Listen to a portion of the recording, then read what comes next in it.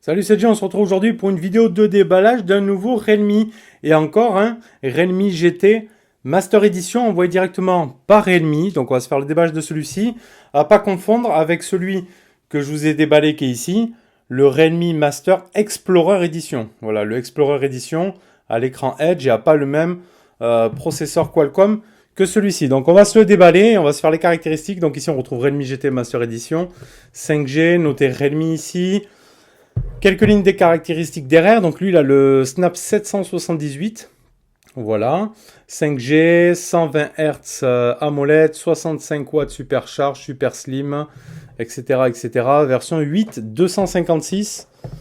Donc on va se le sortir de là. On te mettra comme d'habitude les liens dans la description de la vidéo. Et toi aussi, comme d'habitude, si tu aimes notre contenu, tu mets un petit pouce bleu. Qui nous aide, tu t'abonnes si ce n'est pas déjà fait, tu cliques sur la cloche de notif pour être averti des futures vidéos. Hey, welcome to Realme Family. Donc on a le Realme ici. On se le sort. Donc lui, il a un écran plat, il n'a pas l'écran Edge. Ah ouais. Par contre, cette édition-là, il est super beau. Il n'a pas la même forme non plus que l'autre Realme Explorer. Ouais, déjà, l'arrière, il est super beau. Avec ce design, on peut le comparer de suite. Là, j'ai l'autre sous la main. Hop.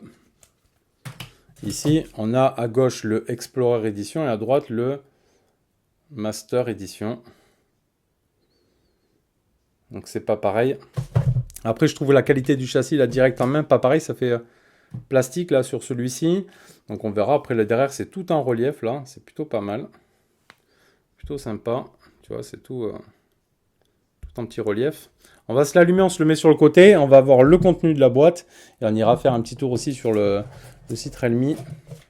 Donc ça, ici tu as une coque. Coque en silicone aussi. Avec ici le petit logo. Design. Grise ici. Donc tu as le col protégé. Tu as le chargeur ici Realme. Donc avec la Super Dirt. Prise européenne. Et ici tu auras... l'USB type C et le petit extracteur ici, carte SIM. Donc ça, c'est impeccable. Allez, on sort le téléphone. Donc ici, on est sur un écran plat. On va aller se mettre donc le français. Suivant. On va se mettre en région, bien évidemment, France. On va se le configurer. Après, on ira faire un petit tour des caractéristiques. Suivant. Donc les services Google. OK. Accepter. Déverrouillage, donc on va mettre une empreinte digitale directe. Hop, on va se mettre un schéma. Donc capteur d'empreinte sous l'écran comme sur la version Explorer.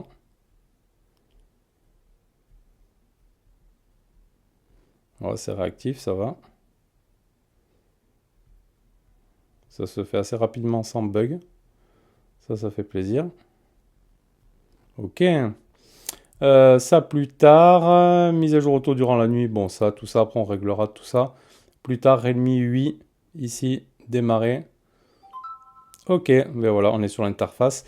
Ce qu'on va faire, c'est qu'on va aller direct se mettre la Roco faciale, comme ça on se fait les petits tests du capteur d'empreinte. Écran d'accueil ici aussi, on aura le mode tiroir ou le mode standard. Moi je préfère à la limite le mode standard. Donc on prend bascule ici, au moins j'ai toutes les apps ici sur l'écran d'accueil. Ok, la luminosité.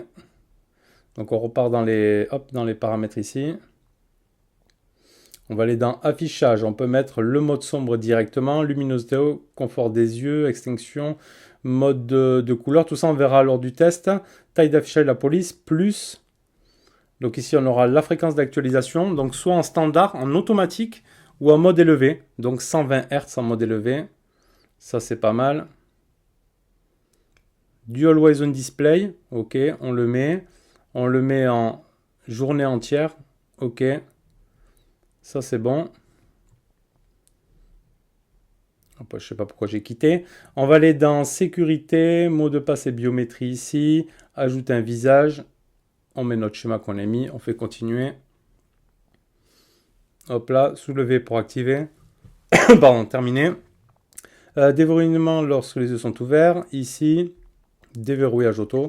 Ok, on est bon. Allez. Donc, avec l'empreinte digitale, c'est rapide. Ça fonctionne bien. Pas de souci. La roco faciale, on peut faire soulever ici pour activer. Ça marche bien aussi. Ok, hein. Pas de souci là-dessus. On se fait un petit tour dans les fins de paramètres pour aller voir un petit peu à propos du téléphone. Donc Realme GT Master Edition, Realme IU version 2.0, Android 11, 8 Go de RAM plus 3 Go qui peut être attribué de stockage sur la RAM en cas de besoin. Le Qualcomm 778, 256 Go de stockage. Ok, sur ça, on est bon. On se le pose un petit peu comme ça, là, voir, hop, et on va aller se faire un petit tour sur, on peut aller se faire un petit tour sur le site Realme, et après on se fera, bien évidemment, quelques prises de photos.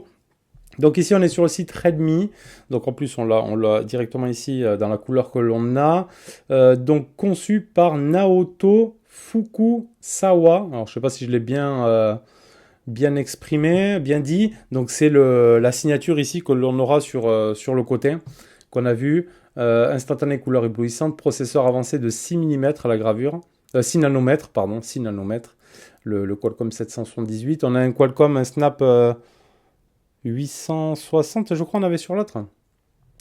D'après les films classiques des siècles, photographie ok, écran 120 Hz Samsung, charge 65 watts, donc il peut charger à 100% en 33 minutes. Ok, appareil photo selfie Sony 32 mégapixels. Ok. Donc le processeur Qualcomm.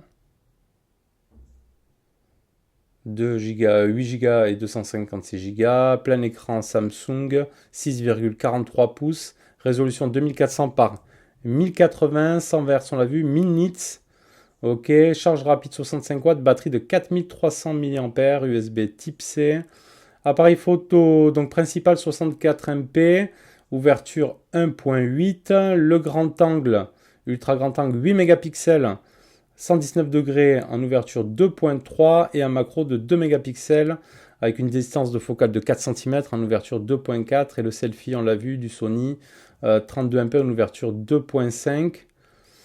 Le réseau 5G, après il est full 4G, B20, B28, etc. La Wi-Fi 2,4 et 5 GHz, un Bluetooth 5.2, du NFC, haut-parleur super linéaire, 2 micros, audio haute résolution, on verra s'il a le stéréo ou quoi.